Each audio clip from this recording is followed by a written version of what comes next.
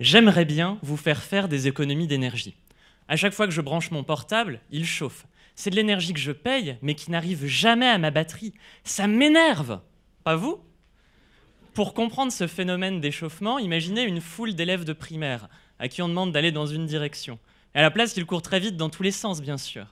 Le courant électrique, c'est la même chose. Ce sont des électrons qui se déplacent dans des fils métalliques. On leur demande d'aller de la prise au portable, mais à la place, ils courent, ils se cognent, ils s'énervent et ils s'échauffent.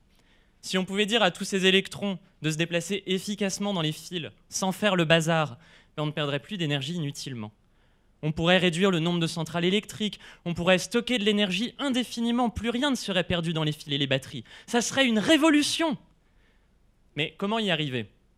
Pour les élèves de primaire, c'est facile, on les met en rang 2 par 2. Eh bien pour les électrons, c'est pareil. Si on arrive à faire en sorte qu'ils se déplacent 2 par 2 dans les fils, eh bien il n'y a plus d'échauffement et plus de perte d'énergie. On appelle ça la supraconductivité. Malheureusement, pour y arriver, il faut descendre à très basse température.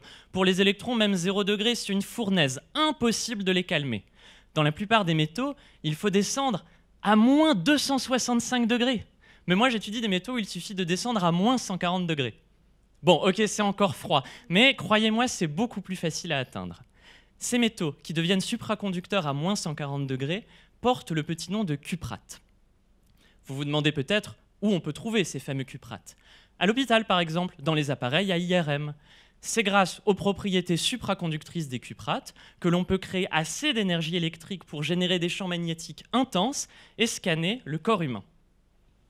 Mais les cuprates, on ne sait pas comment ça marche. Alors pour les comprendre, dans mon labo, je joue un peu au surveillant de la cour de récré.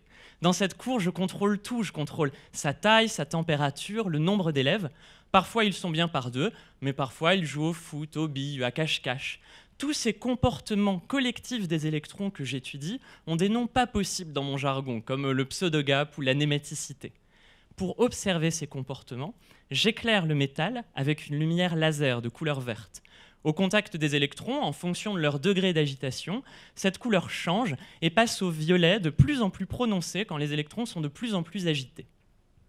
En fonction de ces changements de couleur, j'ai une bonne idée de ce qui se passe dans la cour et de comment les élèves s'organisent naturellement. Moi, évidemment, j'aimerais bien les mettre en rang par 2, mais je préfère être un surveillant sympathique et me contenter de les observer pour mieux les comprendre. Vous verrez, c'est grâce à ça qu'on va parvenir à les domestiquer et à réduire nos factures d'électricité.